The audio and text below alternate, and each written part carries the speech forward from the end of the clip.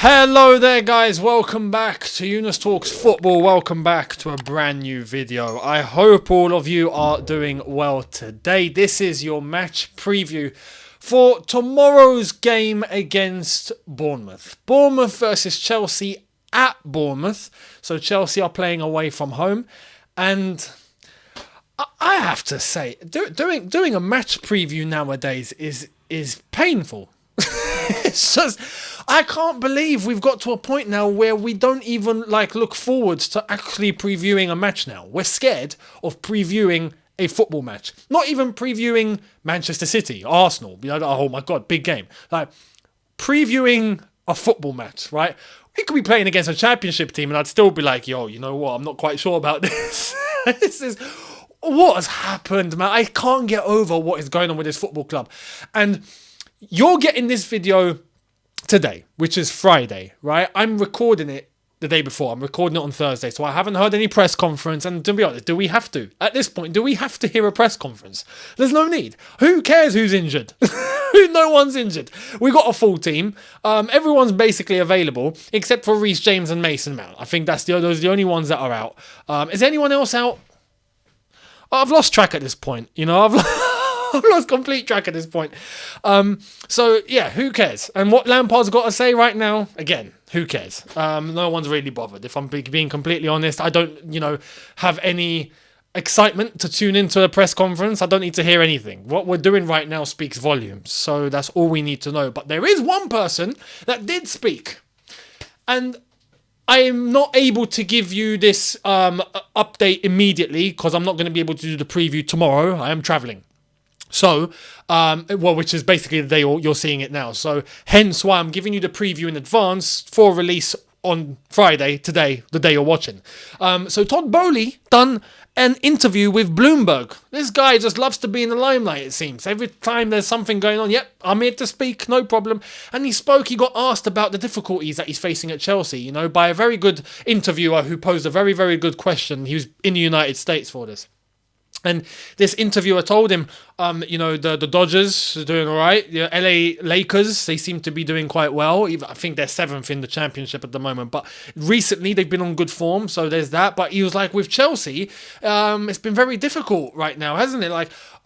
Why has it been so difficult? What have you learned? What have you learned? Great question. Great question. Fantastic. What was his answer? As far as I'm concerned, he's learned absolutely nothing. Not one point about football was made. Or even the interviewer was like, from your baseball, basketball, but soccer, football to the world. Very, very nice interviewer. Fantastic. He nailed it. Even as an American, acknowledged that most of the world call it football, not soccer. He's done his homework. He knows what he's doing. Todd Boley, however, what did he learn? He learned, let me tell you the things he learned. He learned that the markets are different. So there's no unions, which means that there's markets, and there's the Portuguese market and the French market and the English market. The only markets that you can tell he's been looking at in terms of acquiring football clubs. Yeah? We remember we were linked with Strasbourg, Saint-Etienne, we were linked with French clubs. We were linked with Portuguese clubs, weren't we? Those are the only markets he spoke about. Forget the Germans and the Spanish and all them lot. No, even though they've got some of the biggest markets below the English leagues, of course, but nah, screw them. Anyway, the Portuguese market, the French market, the English market, he learned that. He learned that the fans can be very demanding. Great. He learned that the fans want to win. Bloody hell. If you have to learn that, then there's a problem. And he said, of course, they want to win. We want to win.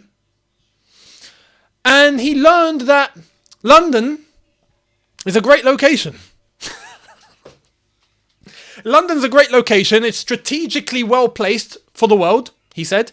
And he said we're based in a very good location within a great location, basically. Where we are in London is fantastic within a great city like London. He said for him, the best city in the world. And if you look at his body language, I don't think he's convinced with what he's just said. I think he was lying. That's it. That's what we got. That's what we got. We didn't get anything. And he said, we'll figure it out. No, his word, his sentence, his phrase that came out of his mouth was, we'll figure it out. We're here for the long term. This is a long-term project. We'll figure it out. people expect us to win football matches. You expect us to win. How do you expect us to win? How do you expect us to win like this? You know, from head to toe, it's a mess. From head to toe, it's a mess.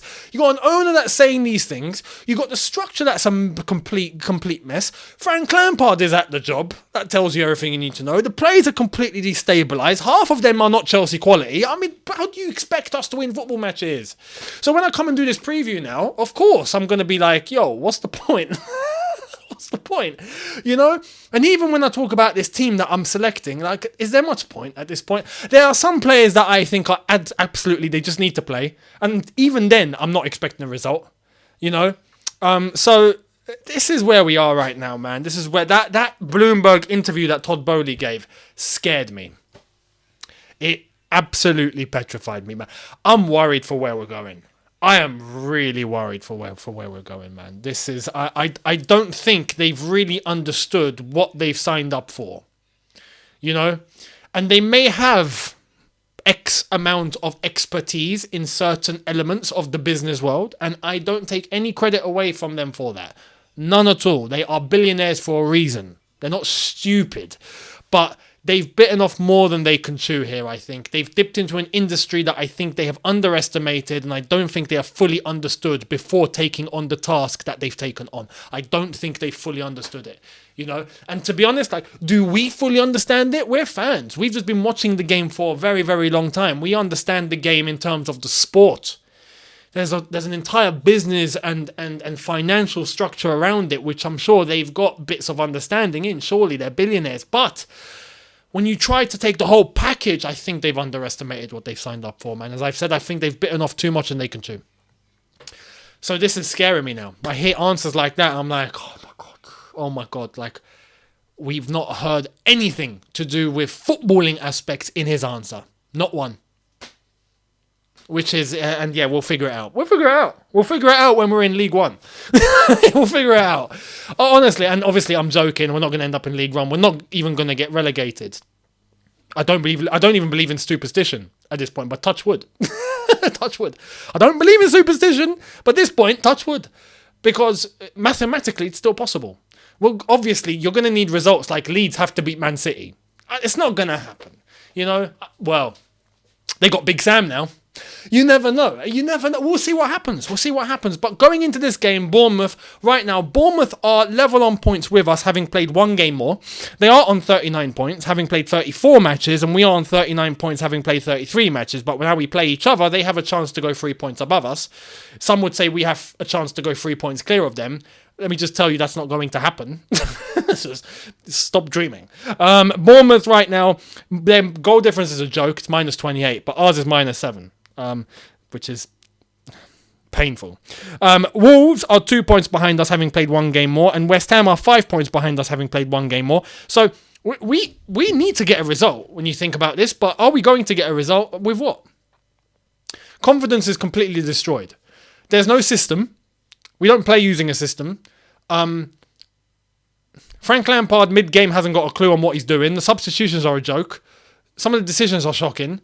The club outside of the pitch, off the pitch, at the club is a mess. There is no reason for us to get a result once again. I told you this against Arsenal, I'm saying it again. There is no reason for us to get a result.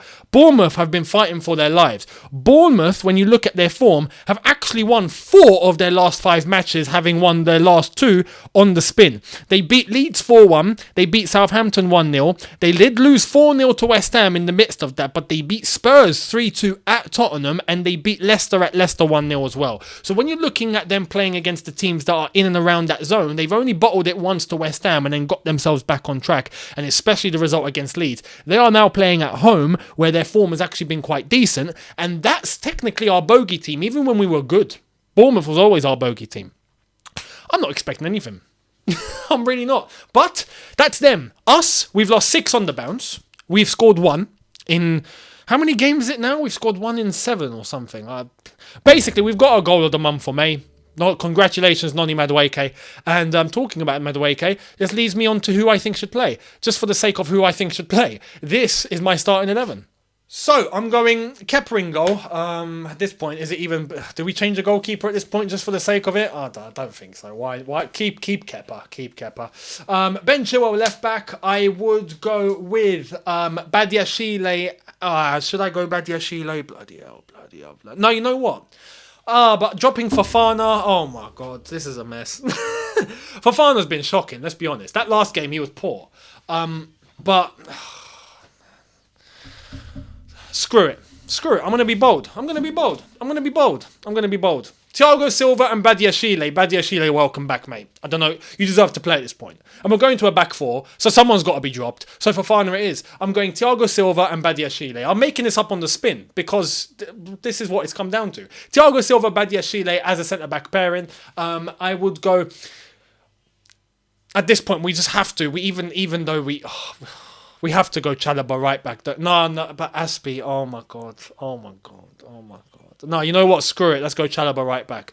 We'll start off with Chalobah right back. We can bring Aspie on later on, just if we have to. If we have something to protect, we'll bring Aspie on later for 20 minutes. Midfield, Enzo Kante doesn't get touched. Listen, this now going forward, look, forget the 4-3-3 because that extra midfielder could be utilised as an attacker where we are actually restricting ourselves in terms of numbers when we're trying to press. And by the way, our press is ridiculous. Our press is so bad. What is it Lampard's idea to press with 3 men only? When you press as a team. If not, don't press at all.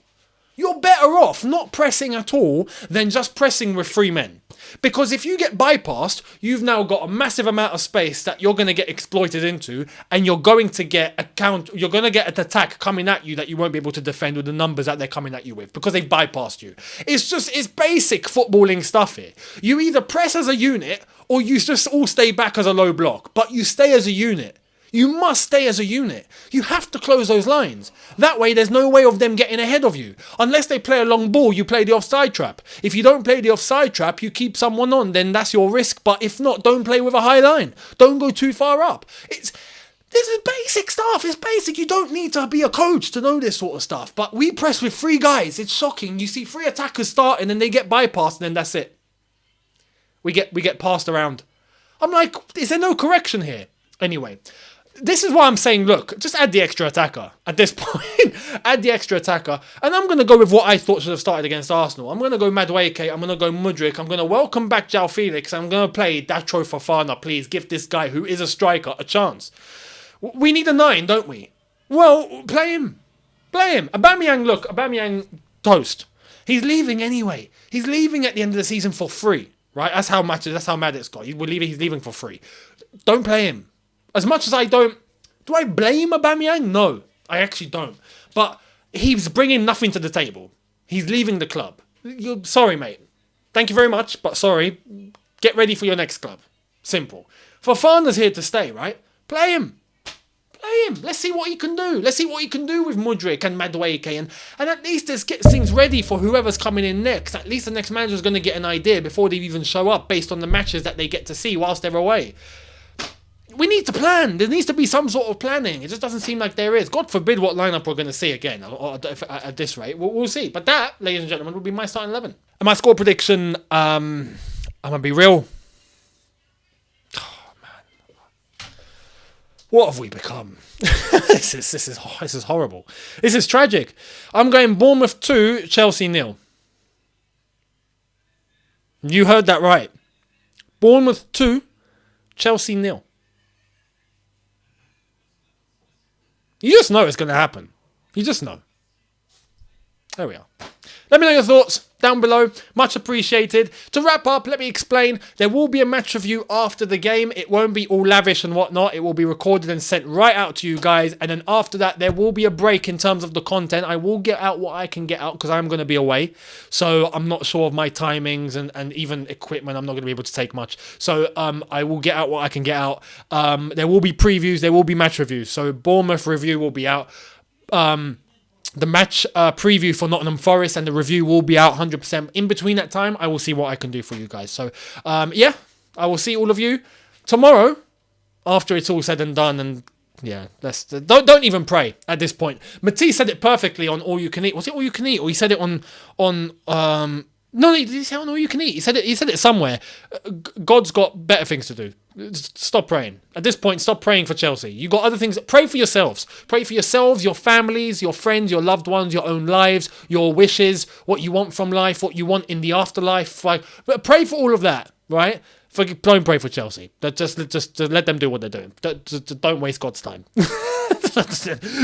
God forbid, but God cannot waste time. But you get the gist. Just don't. Let Chelsea do what Chelsea do, and then we'll just see what happens. But there we are. Thank you so much for watching. Let me know your thoughts down below, and I'll see you after the game. If we win, right? Oh my God! Can you imagine if we actually won a football match? I'll celebrate like we've won the league title. I actually will. We'll see what happens. Let me know your thoughts down below. Your lineups, your score lines, predictions, everything. I'll see you tomorrow. Have a good one, people. In a bit. Take care and peace.